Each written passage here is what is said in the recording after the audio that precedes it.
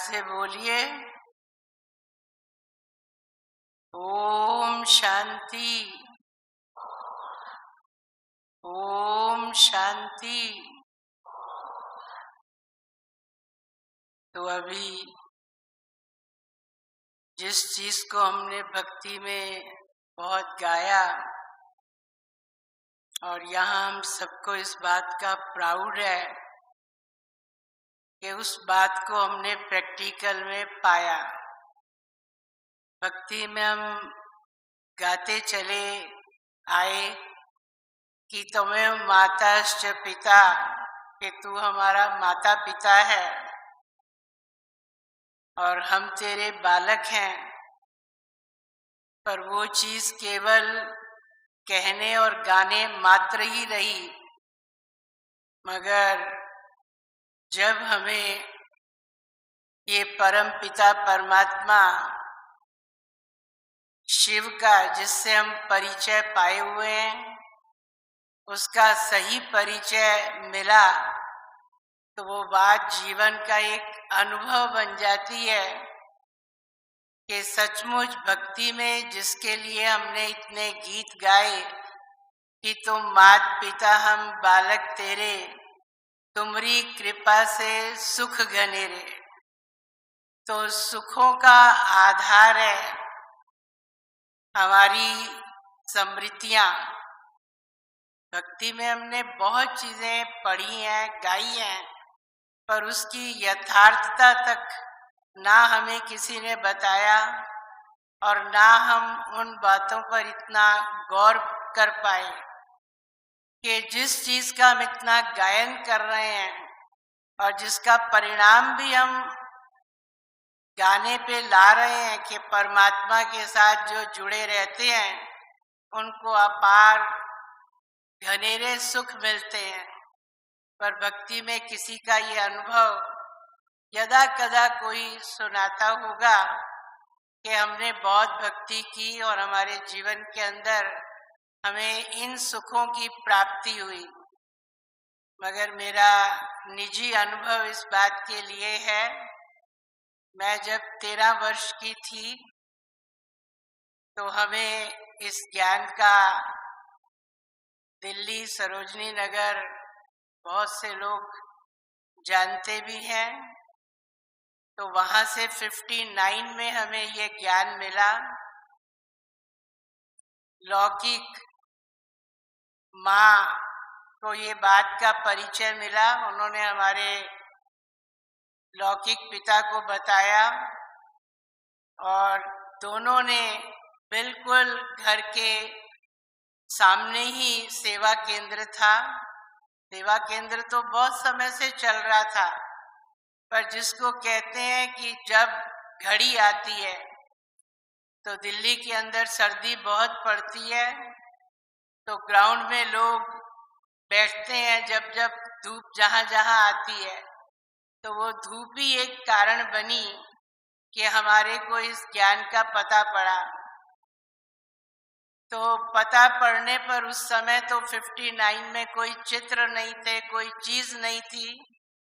हमारी आदरणीय न्यूयॉर्क में जो मोइनी दीदी हैं, उनकी लौकिक माता जो काफी एजेड थी, कैसे उस समय की भावनाएं बाबा के उस समय के बच्चों के अंदर, जो आज हमारा एक अनुभव बन गई हैं, कि एक मामूली से थैले के अंदर उनकी लौकिक माँ बाबा की मुरली का इतना सा एक पन्ना लेकर के 15-20 बहनें धूप सेक रही थी।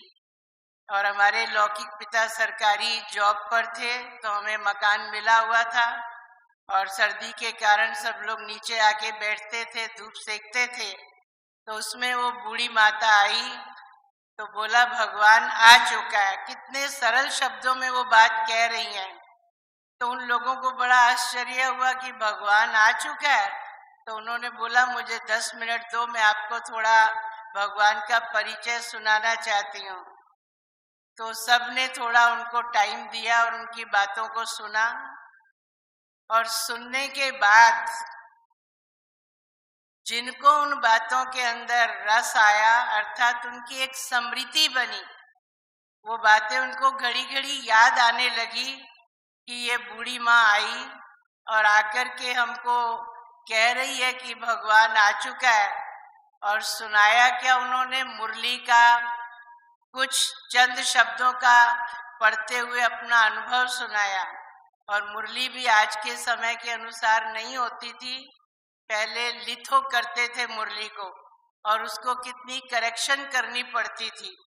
तो उस मुरली को सुना के उन्होंने एक जाते जाते संदेश दिया कि सामने ही ये सेवा केंद्र है और आप सब जो हमारी प्रथा है कि 7 दिन का कोर्स करने आना। तो 15-20 माताओं में से 10-12 माताएं वहाँ कोर्स करने गई। उसमें हमारी लौकिक माँ भी थी, उन्होंने कोर्स किया। कोई चित्र नहीं था, सिर्फ मामूली एक त्रिमूर्ति का चित्र, वो भी आउटलाइन के रूप में बनाया हुआ था। और शिव बाबा भी एक कांच का गोले की तरह ही होता था। उसके आधार पर ही सारा 7 दिन का कोर्स उन दिनों में चला करता था। तो 15-20 माताओं में से 8-10 माताओं ने 7 दिन का कोर्स अच्छी तरह करने के बाद उस मुरली का जो अध्ययन बताते थे वो सुनने जाने का आरंभ किया। और 2-3 मास में से 2-3 मास वो चली, उसमें से भी फिर 4-5 माताएं रह गई। और 4-5 माताओं में से भी फिर 2 ही परिवार निकले, क्योंकि इतना अनमोल बाबा का ये ज्ञान, तो उसको हर आत्मा उठाए ऐसा नहीं है।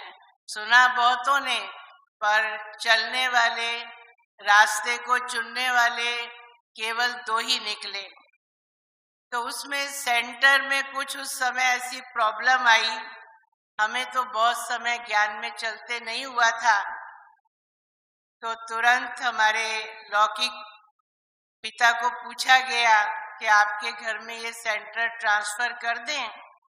तो हमारे पिता ने बोला कि मेरे तो 4 बच्चे, हम 3 लौकिक बहनें और 1 भाई, और भी लौकिक संबंधी आते रहते हैं, तो सेंटर कैसे चल पाएगा। तो उन्होंने कहा नहीं नहीं, आप खोलो, हमारी सब तरह से आपको मदद रहेगी। जबकि हमारे को अभी ज्ञान में चलते केवल 8-1 महीने हुए थे। तो उसी बीच हमारे लौकिक पिता को वो लोग पांडव भवन माउंट आबू लेकर के आए और उन्होंने सारा वहां उनको समझाया, दिखाया। वो अकेले ही आए। तो पहले पहले जब साकार बाबा से उस समय का मिलन और इस समय के मिलन में तो रात और दिन का फर्क है। केवल 5-7 भाई बहनों को लेकर के वहां के उस समय की गीता बहन वो लेकर के आई। और बाबा का जो कमरा, जो पांडव भवन हम जाते हैं तो ईशु दादी का जो कमरा है, ऑफिस है, वही केवल उस समय बाबा का रूम रहता था, जहां बाबा बच्चों से मिलन मनाया करता था। तो इतना सिंपल बाबा का वो कमरा, जब वहां बताया गया कि बाबा से आप बच्चे मिलोगे, करोगे, तो हमारे फादर की झंकना थी कि बहुत कोई ऐसा जगह होगी। पर जब देखा गया तो बिल्कुल साधारण सा वो कमरा, और वहां पर कैसे बाबा का मिलन चलता था। पर उस समय का जो इतना सुंदर चुंबकीय शक्ति का अनुभव था, तो वो उनको जाते ही वहां हुआ।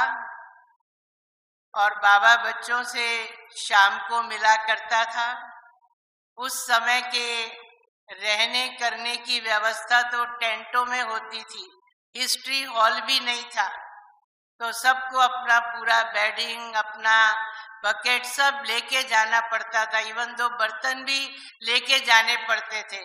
उस समय का वो पांडव भवन जो उन्होंने देखा, और बाबा से जब बताया गया कि शाम को बाबा और मम्मा दोनों मिलेंगे, तो मुश्किल से 15-20 बच्चे होते थे जिनको बाबा बैठ कर के मिलता था और रूहानी पालना देता था।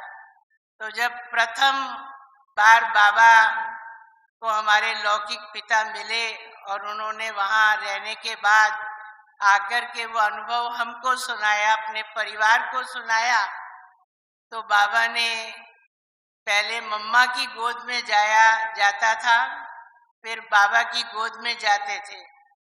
तो बाबा की गोद में जब हमारे लौकिक पिता गए तो बाबा ने बहुत बहुत दृष्टि देते हुए, जबकि वो नए नए थे, बहुत ज्ञान का इतना मालूम नहीं था, पर बाबा ने उनके कान में बोला, बच्चे आपको पांडव सेना बनानी है।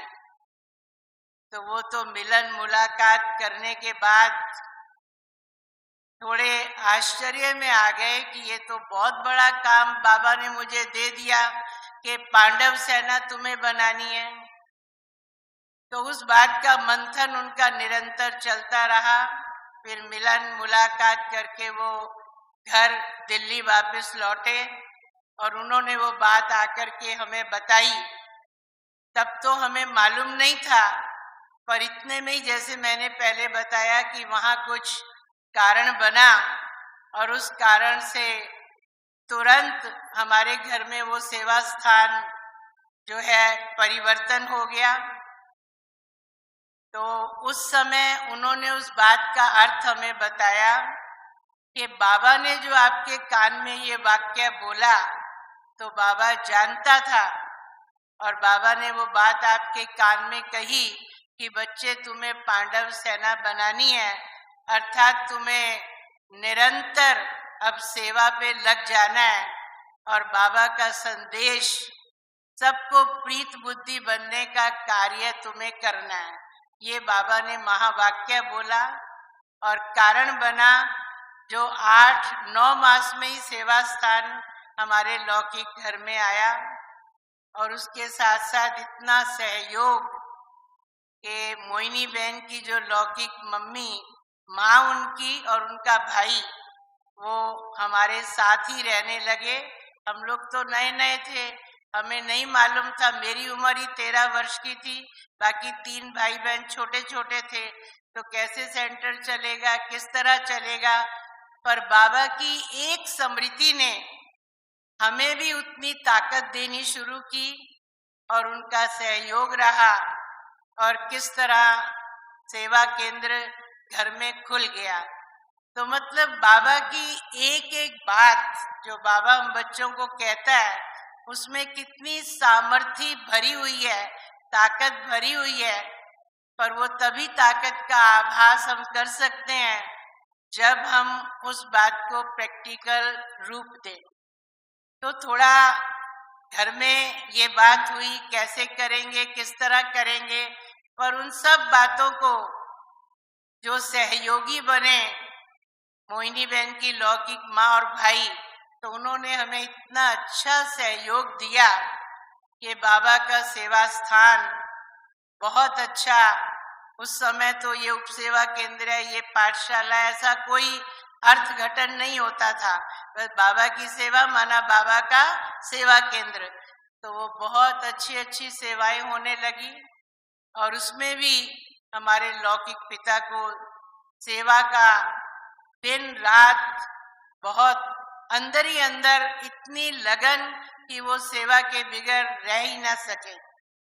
तो उससे लगा कि बाबा का वो बोल जो साकार हुआ, उस स्मृति में कितनी सामर्थ्य भरी हुई थी, कितनी ताकत भरी हुई थी।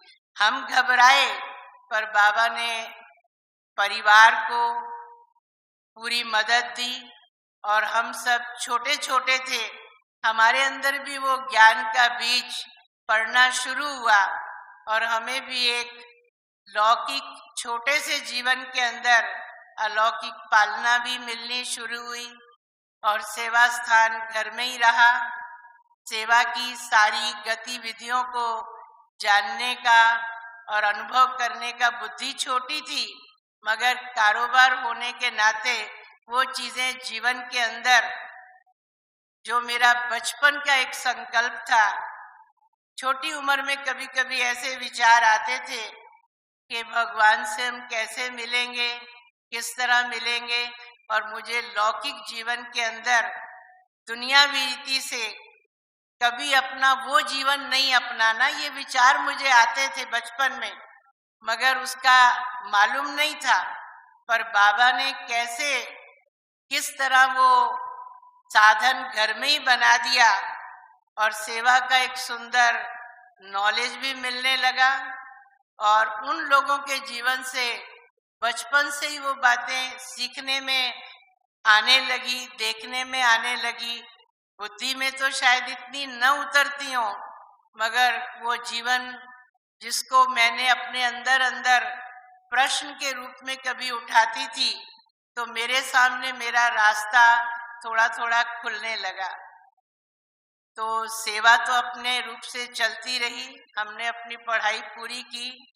हमारे फादर को भी लौकिक में ये रहता था कि ये जल्दी जल्दी सेंटर होने पर भी एक आदर्श जीवन को प्रैक्टिकल स्वरूप में अपनाए और ब्रह्मा कुमारी बन जाए।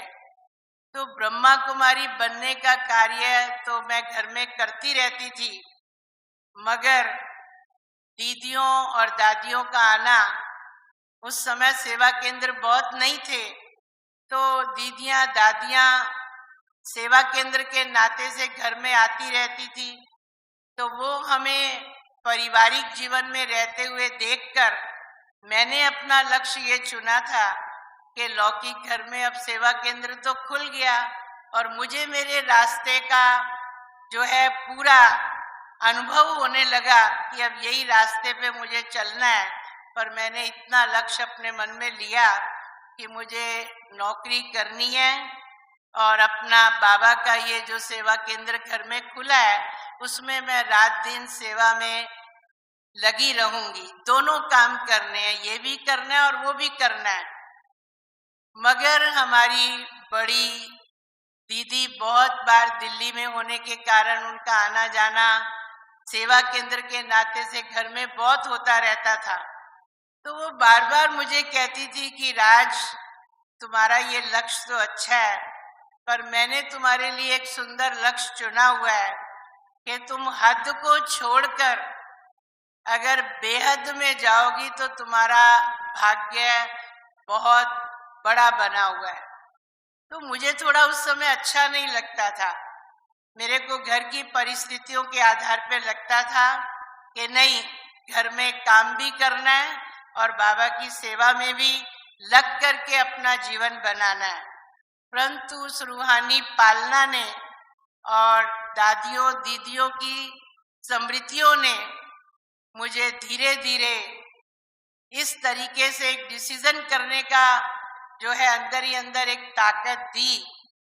तो काफी वर्ष उसमें निकले। मुझे टीचिंग लाइन का बहुत शौक था, पढ़ाने का शौक था, तो मैं बच्चों को पढ़ाती थी और ये सेवा में भी व्यस्त रहती थी। तो इसी बीच 62 के अंदर हमारे यहाँ मातेश्वरी जी का आना हुआ। तो उनके जीवन को एक बहुत बड़ा सुंदर कार्यक्रम बना। मम्मा की तबीयत थोड़ी ठीक नहीं थी, तो उनको दिल्ली से पास होके जाना था, तो वो दिल्ली में रुकी। तो सेवा केंद्र जब घर में खुल चुका तो उनका कार्यक्रम बना और बहुत अच्छी तरह से कार्यक्रम किया गया। तो मुझे और गौर से मम्मा के जीवन को देखने का एक मौका मिला। तो मम्मा जब 62 में आई तब मैं, उम्र तो मेरी ज़्यादा नहीं थी, मगर बहुत अच्छी तरह से उनको, उनकी बोली, उनकी भाषा, उनका व्यवहार देखा कि मम्मा टाइम की बहुत पंक्चुअल थी।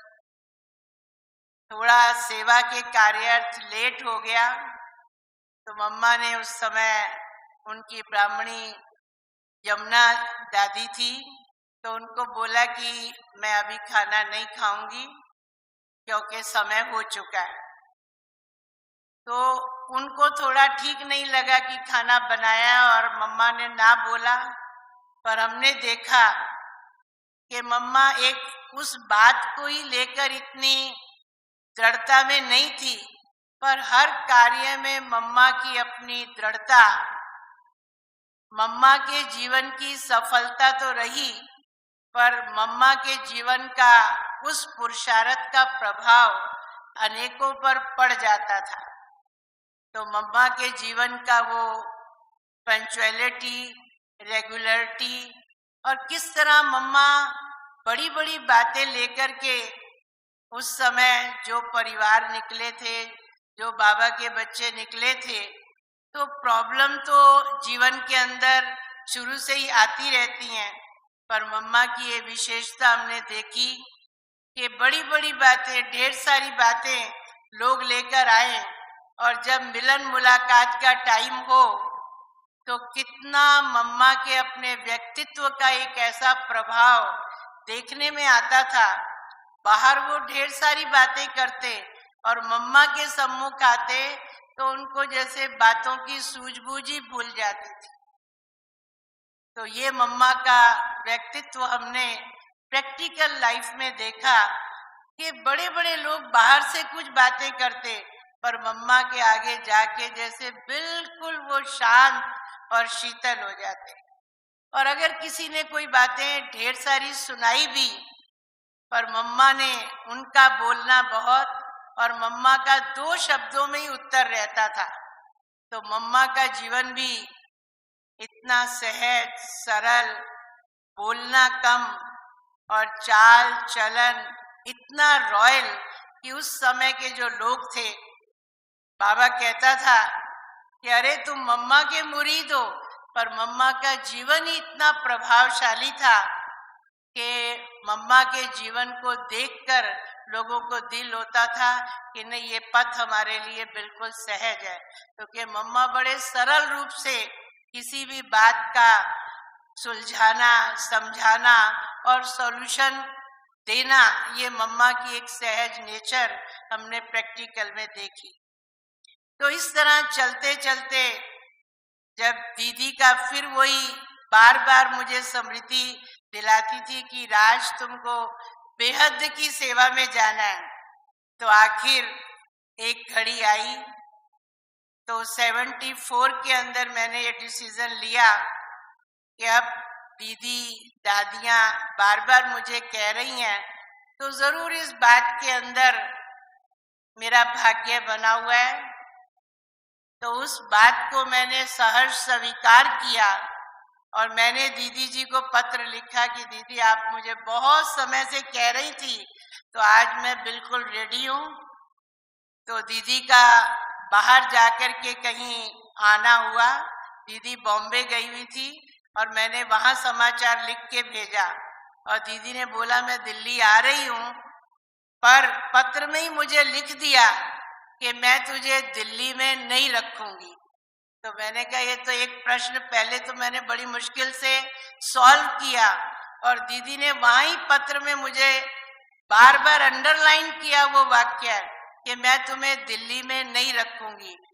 मेरा फिर मंथन अलग टाइप का चलना शुरू हुआ कि ऐसा मैंने क्या गुनाह किया जो दीदी मुझे दिल्ली में नहीं रखेगी। स्वाभाविक प्रश्न है।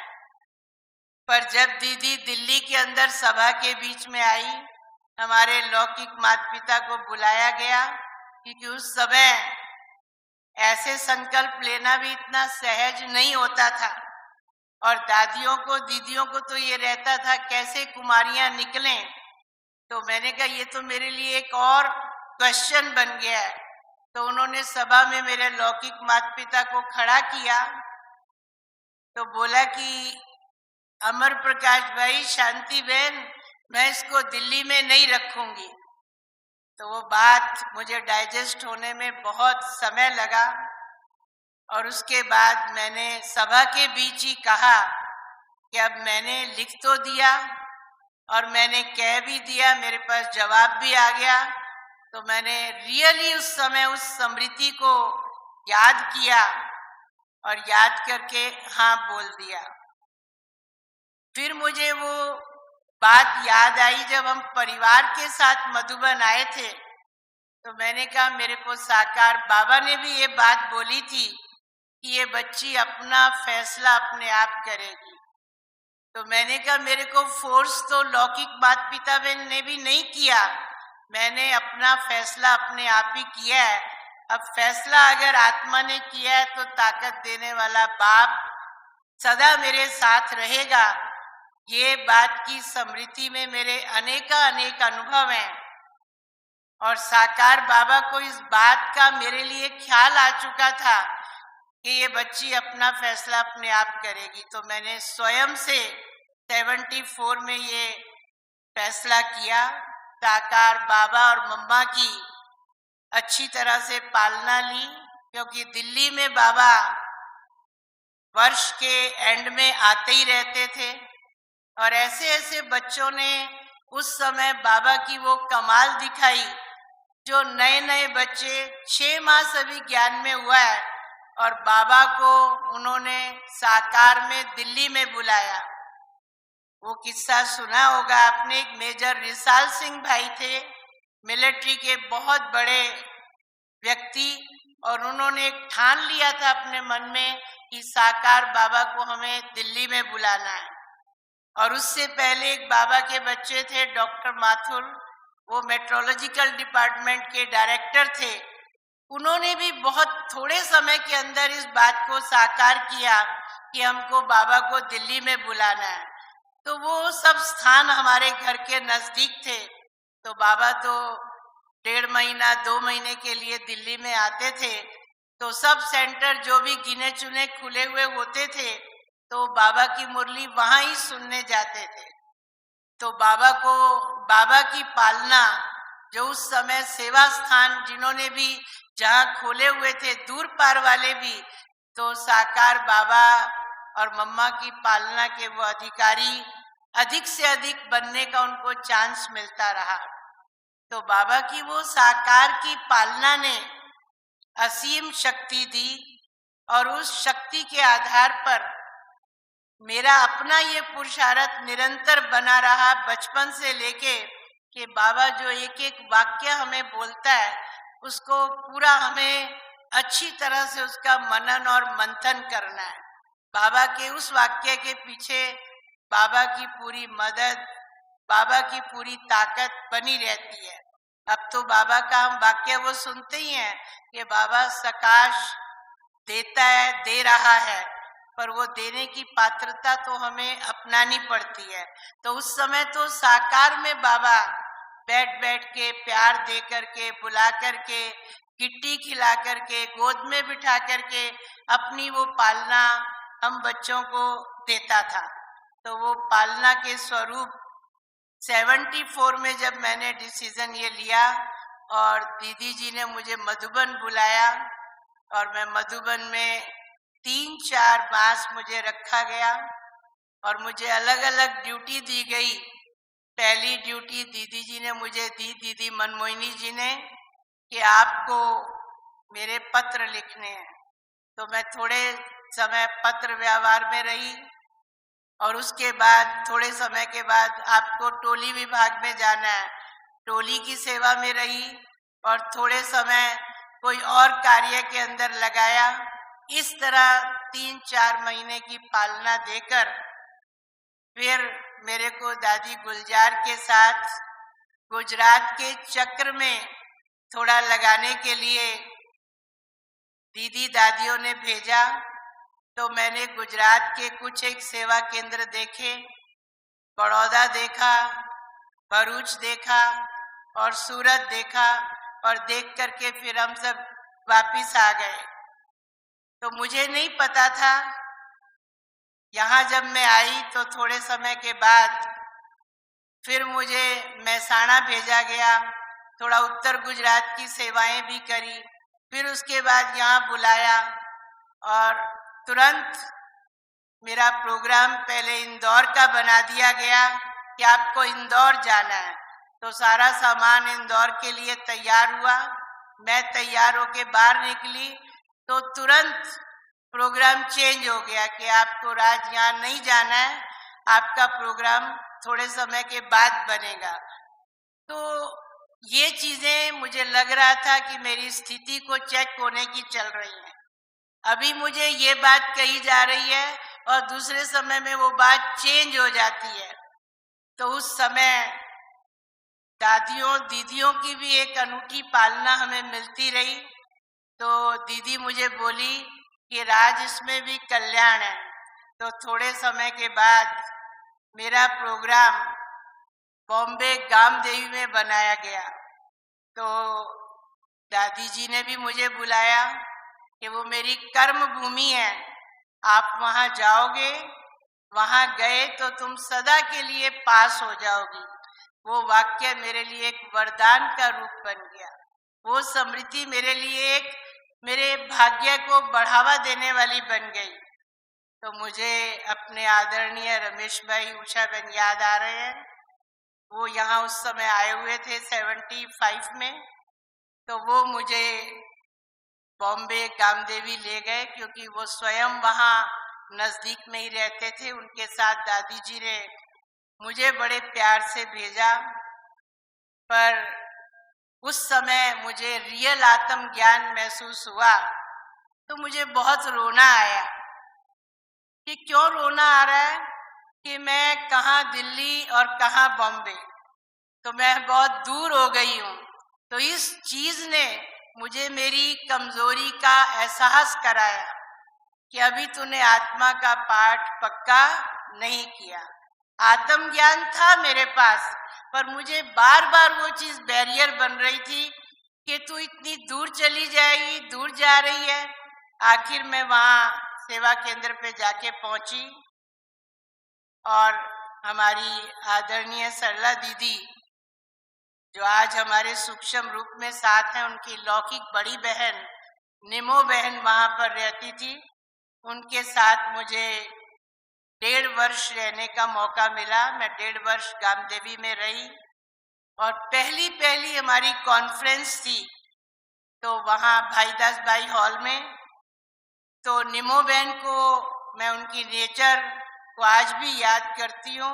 उन्होंने बहुत मुझे इस सेवाओं के अंदर आगे बढ़ाने का पूरा चांस दिया। और वो पहली कॉन्फ्रेंस में, जबकि इतनी दादियाँ, शील दादी की बहुत पालना मिली। शील दादी गामदेवी में बहुत आया करती थी, नाम आपने सुना होगा, चित्र भी देखा होगा। पर उन दादियों की पालना का मौका हमें बहुत अच्छा मिला। तो मुझे बोला गया कि आपको उस कॉन्फ्रेंस में भाषण करना है। तो मैंने कहा, बड़ी दादी, रतन मोहिनी दादी, शील दादी, इतनी सारी दादियों के बीच हम भाषण कैसे करेंगे। पर वहां भी वही स्मृति ने मेरी स्थिति बनाई और सामर्थ्य दी। तो दादियां मुझे बोलने लगी कि हम तुम्हारे साथ हैं ना। तो जब वहां भी मेरे को एक ताकत की अनुभूति हुई कि दादी ने मुझे क्या याद दिलाया कि बाबा तुम्हारे साथ है, बाबा बोलेगा, तुम तो निमित्त हो ना। तो उस आधार पे जब उस कॉन्फ्रेंस में मेरे को बोलने का अवसर मिला तो मैंने नहीं देखा कि मेरे आगे कौन कौन बैठे हैं। तो मुझे उस समय एहसास हुआ कि बाबा मुझे असीम ताकत दे रहा है और बाबा ने जो बुलवाना होगा वो बुलवाएगा। तो उसके बाद जब मेरा कार्यक्रम पूरा हुआ, मैं दादी के पास मिलने गई तो दादी ने बोला, क्या अनुभव किया। मैंने कहा, दादी जी वही अनुभव किया जो आपने मुझे बताया कि बाबा को जो अपना काम कराना है बाबा करा के रहेगा।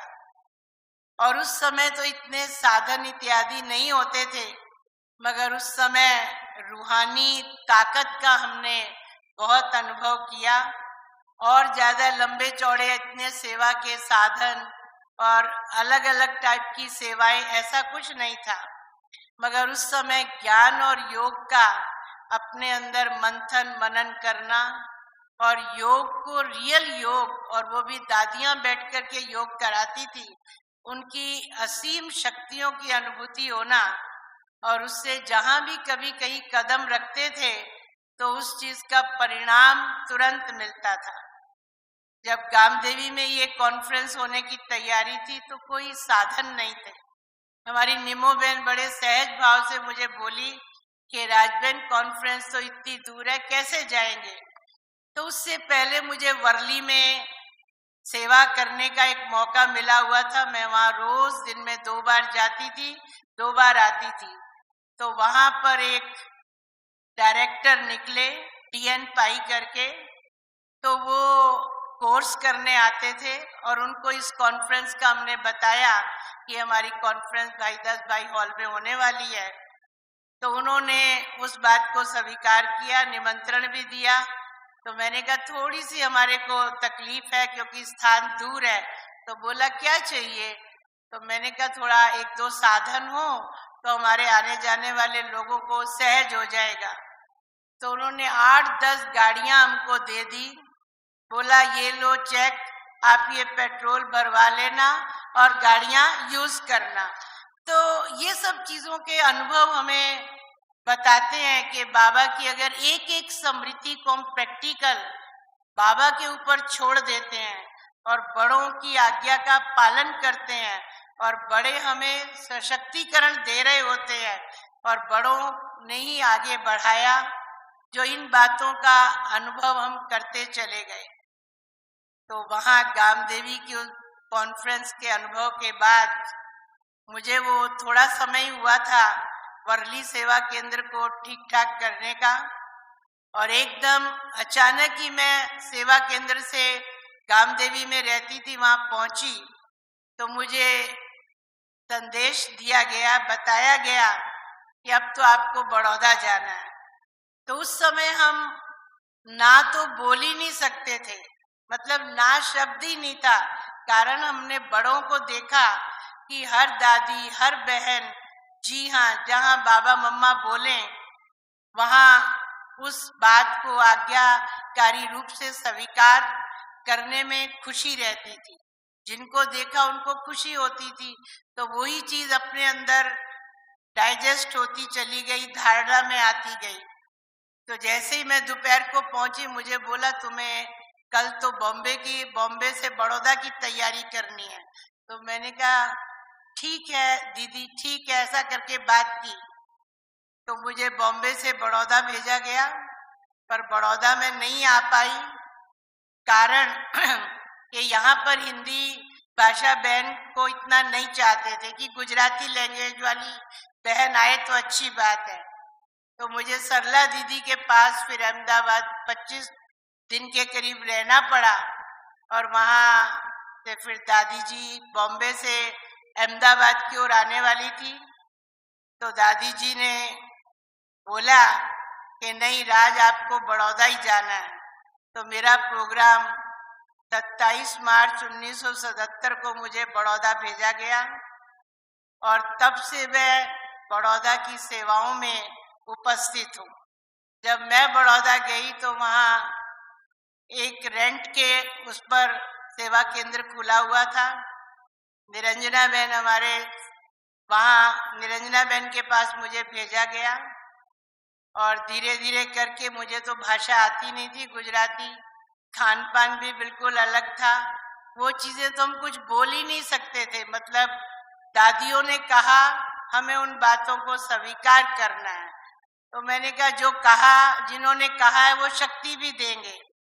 तो बड़ौदा भेजने के बाद डिफिकल्टी बहुत आई, समस्याएं आई, कई तरह की बातें मुझे समझ में ही नहीं आती थी। पर उस समय मुझे बाबा ने पूरी पूरी शक्ति दी।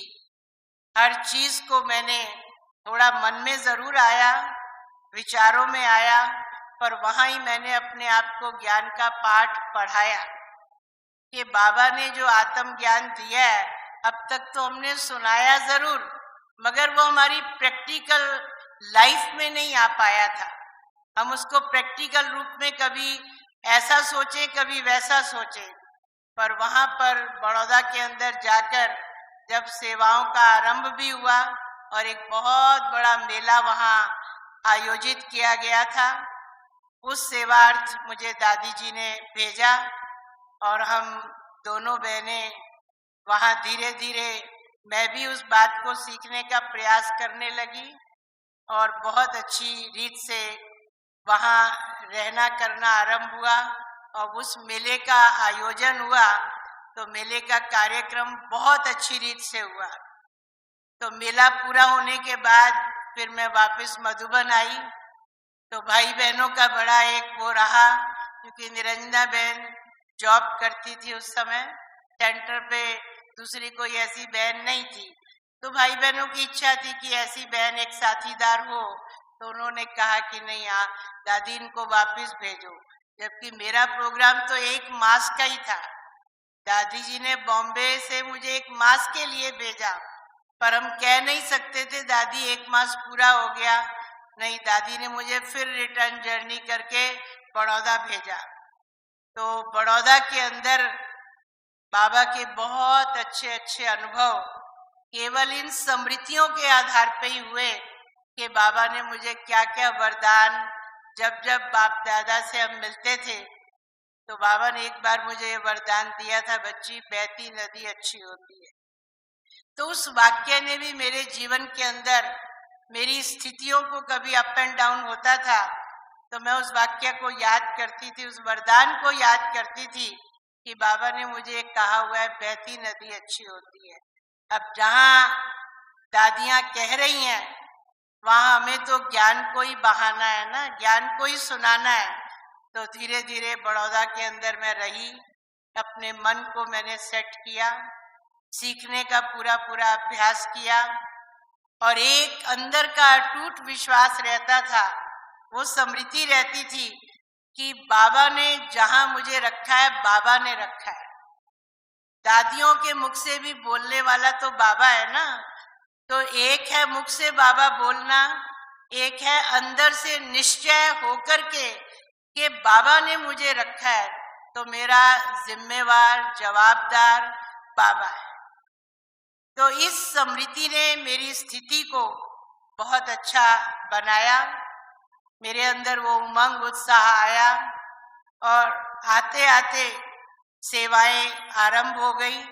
हम दोनों बहनों ने, इवन दो अपनी गीता बहन जो शांतिवन में है, उनका भी असीम सहयोग रहा। मेले के दौरान वो भी वहाँ आई और कुछ समय हमारे साथ रही। तो मैंने भाषा भी थोड़ी थोड़ी सीखी, और सेवाएं हम तीनों बहनों ने मिलकर बड़ौदा के अंदर बहुत अच्छी सेवाएं की। और समय के दौरान अभी भी ये लक्ष्य रहता है और ये अनुभव रहता है कि बाबा ने जो फाउंडेशन की बातें हमें प्रैक्टिकल साकार बाबा के अंदर देखी थी, कि बाबा रात दिन साकार में जब देखो तब योग लगाते, जब देखो तब पत्र लिखते या मंथन मनन करते, या बच्चों के अंदर किस तरह वाइब्रेशन आए। वो तो इतनी छोटी आयु में भी मुझे अनुभव हुआ जब हम फर्स्ट टाइम मधुबन गए कि बाबा के कैसे पावरफुल प्रकंपन, कि भले आज कोई ज्ञान में चल पाए या ना चल पाए, पर साकार बाबा के वो रूहानियत के मिले हुए प्रकंपन और प्यार, उनको कोई भूल नहीं सकता। तो कई बार ये बात मन में आश्चर्य के रूप में भी आती थी कि कितने हम छोटे छोटे बाबा मम्मा से मिलने आए थे, पर बाबा मम्मा की वो पालना को, वो प्यार को, वो शक्तियों को आज भी हम भूल नहीं सकते। तो बाबा ने वो इतनी शक्ति दी, अभी भी उस बात के लिए जो बाबा मम्मा ने अपनी लाइफ में टिप्स लिए हुए थे, उन टिप्स पर हम चलते हैं कि कोई भी बात आए, कोई प्रॉब्लम आए, तो प्रॉब्लम को बाबा के आगे रखो, छोड़ दो। आगे प्रॉब्लम का रख करके भी हम अपने हाथ में कमांड ले लेते हैं, पर बाबा और मम्मा के जीवन में यही देखा, प्रॉब्लम तो यज्ञ में भी आई, पर बाबा को बता करके हल्का रहता था। हम सुन जरूर लेते हैं, पर सुनने के बाद करने का अभ्यास हमारा नहीं हो पाता। पर इन सेवाओं ने और बाबा के और दादियों की उन कहने पर अगर हम चलते हैं, तो बाबा ने जिस बात को किया उस बात को प्रैक्टिकल हम अब कितना कर पाने में लगे हुए हैं, तो उतना बाबा की वो स्मृति से सामर्थ्य मिलती है, वो ताकत मिलती है, और ये इतना अनुभव होता है कि जैसे बाबा अपना काम करा के चला गया। तो बाबा के उस प्यार और पालना से आज भी बड़ौदा के अंदर मुझे 43 वर्ष हो रहे हैं।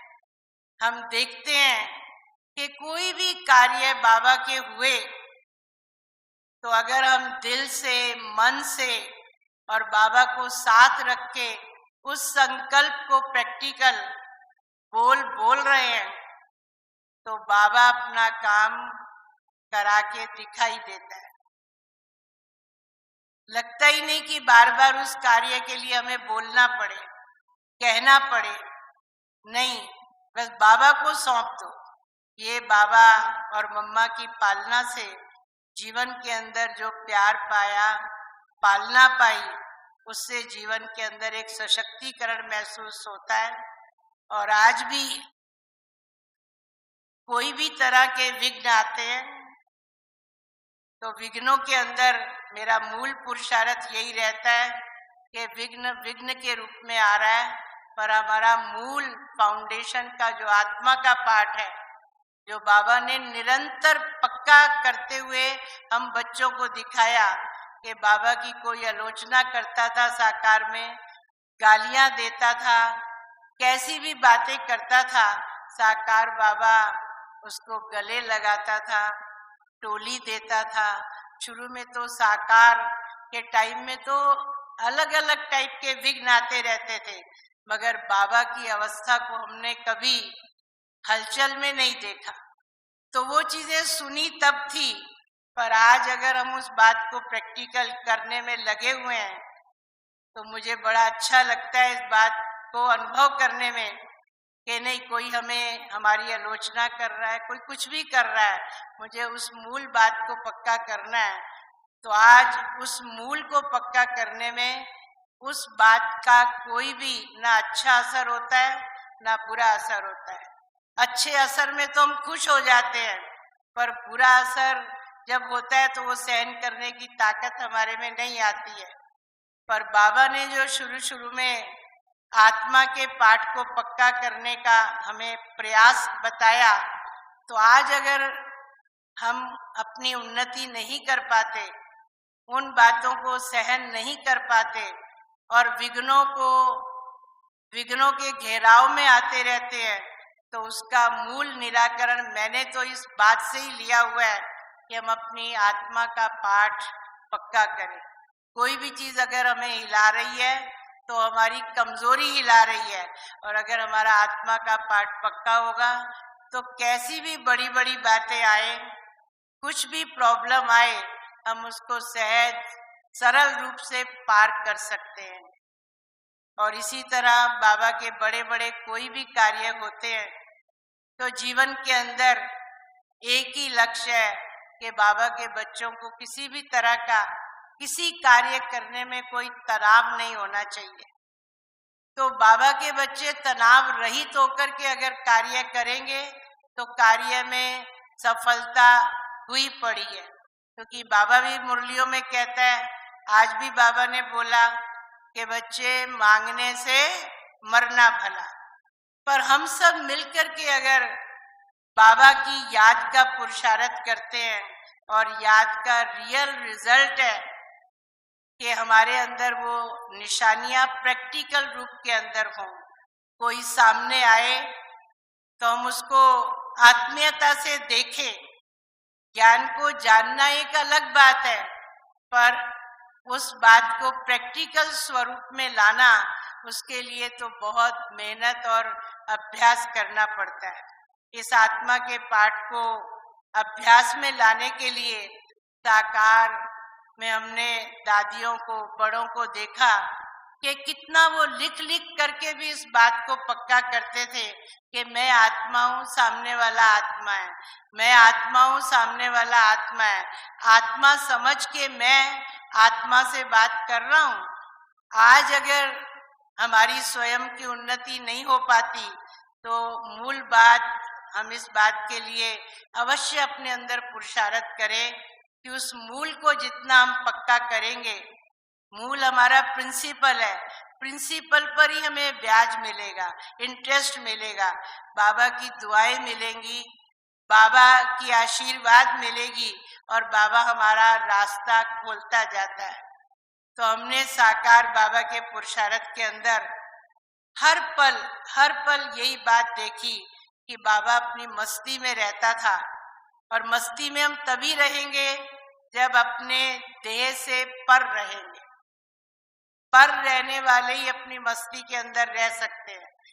बाबा में बाबा दिखाई पड़ता था, लगता था कैसे बाबा अपने शिव बाबा को याद कर रहा है, और अपनी उस मस्ती के अंदर बच्चों से, छोटों से छोटे, बड़ों से बड़े, कैसे बातचीत व्यवहार करके हर बच्चे की रूहानी पालना करता हुआ हमने प्रैक्टिकल में देखा। तो वही चीज आज हमें अपनी लाइफ के अंदर अपनानी है कि बाबा की उस रूहानी पालना को हम अपने दैनिक दिनचर्या के अंदर अगर इस पुरुषार्थ में आ जाएं, और साइलेंस इसमें सबसे बड़ा योगदान देती है।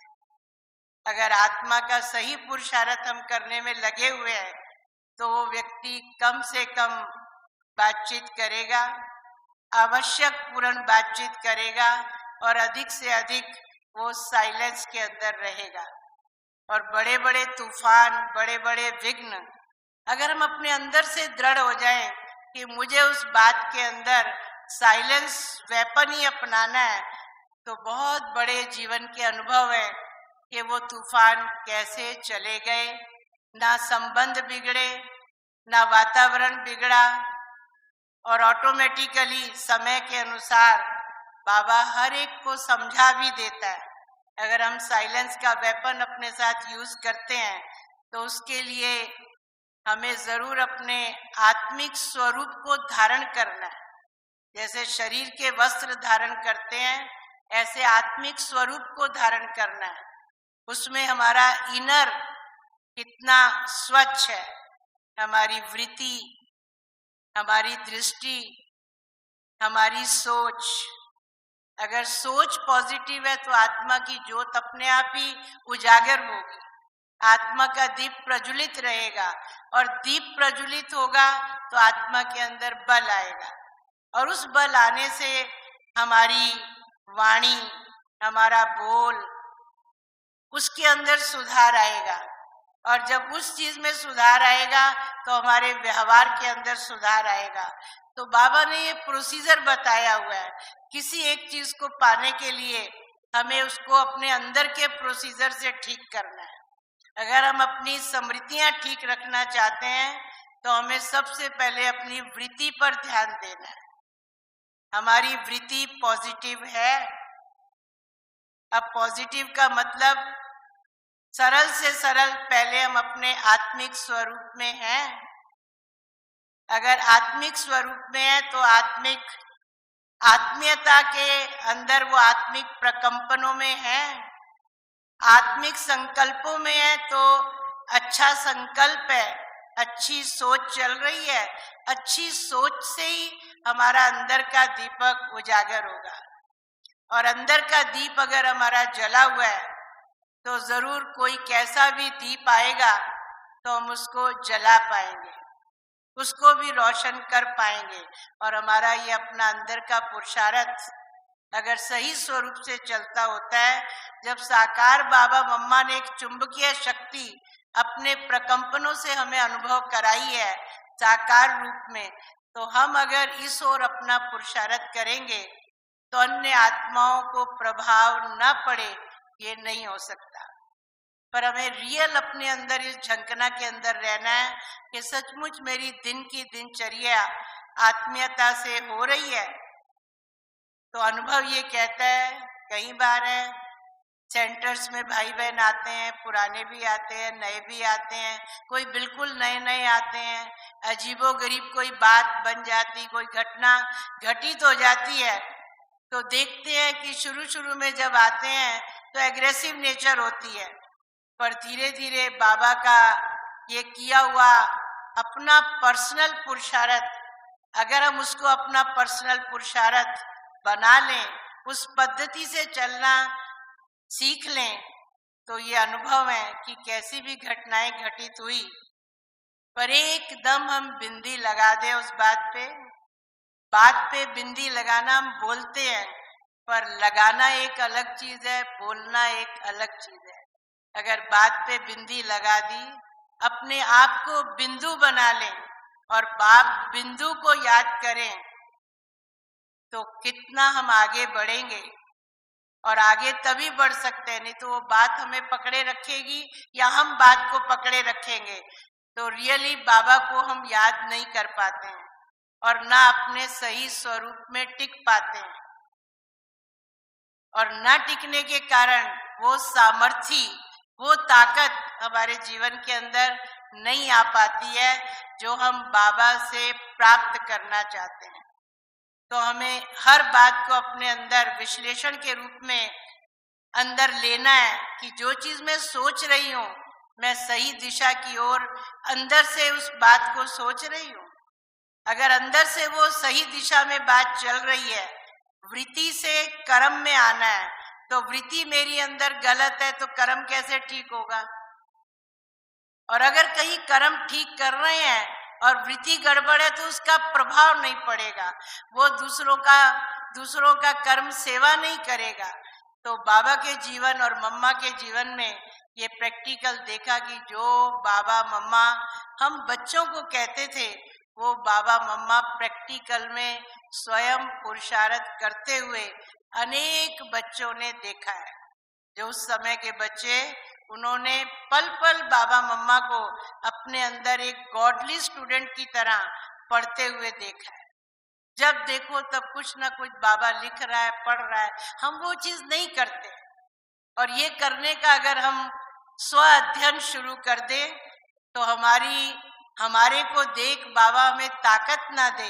बाबा कहते हैं मैं हर बच्चे की हरकत को देखता हूँ, तो ये हरकत बाबा हमारी देखे कि मेरा बच्चा योग में बैठा हुआ है और योग का भी सही उपयोग हमें देखना है। योग मैं कर रही हूँ पर मेरी भाषा ठीक नहीं है, योग मैं कर रही हूँ मेरी दृष्टि ठीक नहीं है, योग मैं कर रही हूँ मेरा चाल चलन ठीक नहीं है, तो उसको तो हम योग नहीं कहेंगे ना।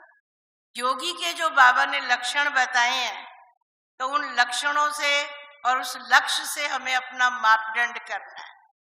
बाबा तो पल पल करता था, अपने आप को देखता था।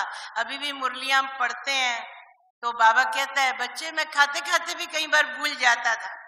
तो इसका मतलब बाबा का कितना अपना ध्यान अपनी ओर रहता था। तो अगर इस तरह का स्व अध्ययन हम करना शुरू कर दें तो हमें लगता है कि बाबा जो हम बच्चों को रोज प्यारी दृष्टि देता है कि मेरे बच्चे मेरे समान बने, तो हम ना बने ये हो ही नहीं सकता। हमें बाबा की दी हुई स्मृतियों को, एक दो स्मृतियां बुद्धि में रखो और उनका पूरा प्रोसीजर, विधि क्या है, विधि से सिद्धि प्राप्त होगी। तो एक चीज की विधि को हम अंदर से शुरू करें और अपना प्रैक्टिकल उसका स्वरूप बने, और स्वरूप बन के दिनचर्या में अपने आप का पहले टीचर बने, अपने आप का पहले शिक्षक बने कि उस बात को मैंने कितना अपने अंदर अनुभव में पाया। इस स्मृति को मैंने आज अमृत वेले से शुरू किया और रात्रि तक अपने आप का खुद शिक्षक बनकर अपना निरीक्षण खुद करें। तो ऐसे पुरुषार्थ को करते करते हमें जरूर बाबा बनाने आया हुआ है, और बनने वालों को अपनी पात्रता को अपने अंदर समझना पड़ेगा, अपनी एबिलिटी कैसे लानी है, अपने अंदर वो लायकात कैसे लानी है। तो बाबा हमेशा कहता है वो लौकिक पढ़ाई है, ये अलौकिक पढ़ाई है। बाबा ने तो अपने लक्ष्य को साध रखा था। हम अपने लक्ष्य को जानते जरूर हैं, पर साधना एक अलग बात होती है।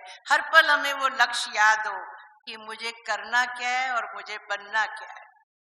और जो करना और बनना है तो सचमुच मैं उसका स्वरूप बनकर चल रही हूँ।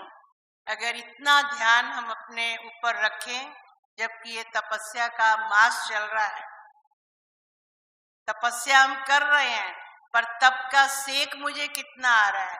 सेक तो रूप रंग बदल देता है। कोई भी चीज जो गर्म होती है वो परिवर्तन कर देती है। तो हमारी नेचर में, हमारे स्वभाव में, हमारे विचारों में, हमारी वृत्ति में, हमारी सोच में कितना फर्क आ रहा है, ये रोज का रोज होमवर्क हमें करना है। इस मास में भी होमवर्क मिल रहा है, पर हम कितना उस अनुरूप करने में लगे हुए हैं। पढ़ हम लेते हैं, सुना भी देते हैं, पर दिन भर के कारोबार में हमें वो इतना ध्यान पे नहीं आता है। और भक्ति में तो गाते हैं, जो ध्याए सो फल पाए। तो यहाँ भी वो पुरुषार्थ तो हमें करना ही पड़ेगा कि कितना हम उसका स्व का अध्ययन करने में लगे हैं। जिसको बाबा कहता है, अपनी घोट तो नशा चढ़े। दादियों को हमने देखा है, बड़ी दादी को बड़े नजदीक से देखा है कि कितना दादी अपने अंदर ज्ञान की घुटाई कि मुझे धारणा युक्त जीवन बनाना है। यूं ही तो दादी को सब प्यार नहीं करते, दादी ने उस जीवन को बना के दिखाया है। ज्ञान को अपने अंदर रग रग में कैसे रचा पचा किया और उसकी पालना हम बच्चों ने पाई है। तो हम आज बड़ी दादी को याद करते हैं, दीदी को याद करते हैं, अन्य दादियों को याद करते हैं। तो उनके जीवन में हमने तो ये चीजें प्रैक्टिकल देखी हैं और देख देख करके अपने जीवन को बनाने का प्रयास कर रहे हैं। और आज इतने गर्व से इस बात को अनुभव में लाया है। कोई पूछते हैं कि ये भगवान का काम कैसे चल रहा है, ये तो भगवान ही जाने। प्यारा बाबा अपना काम हमें जहां जहां जिनको भी निमित्त बनाया है, चाहे वो परिवार में है, चाहे वो आश्रम में है, पर निमित्त तो बाबा बनाता है।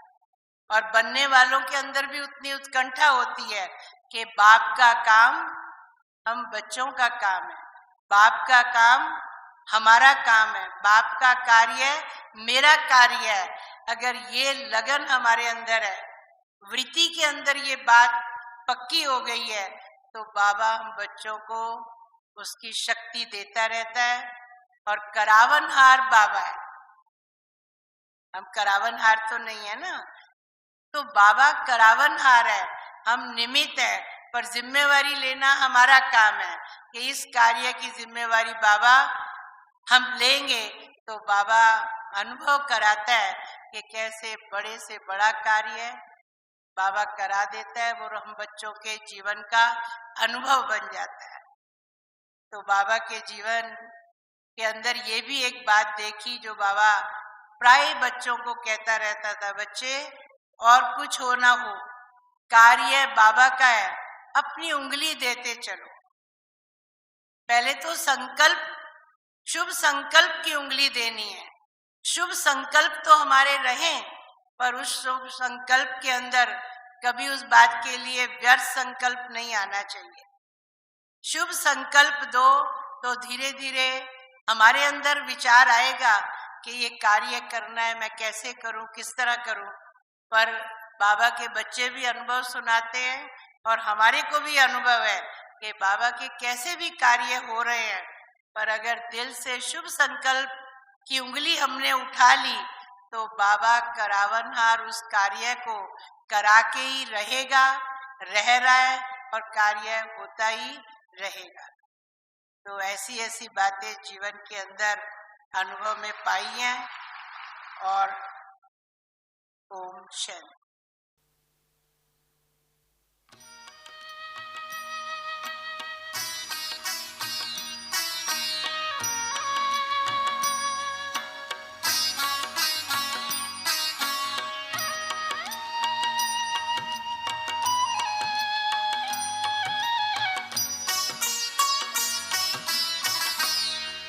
वतन में बैठ कर बाबा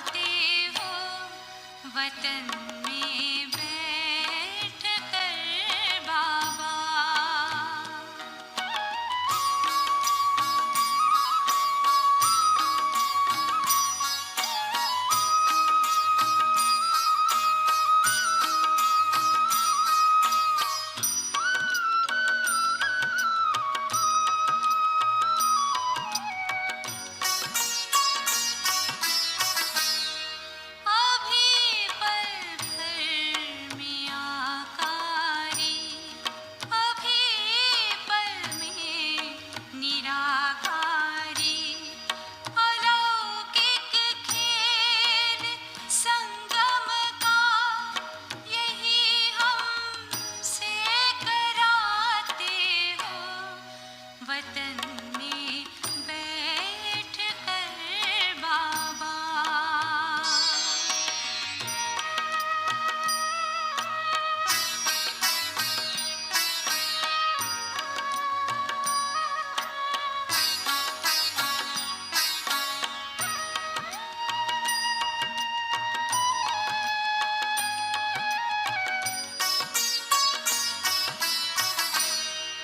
जगत का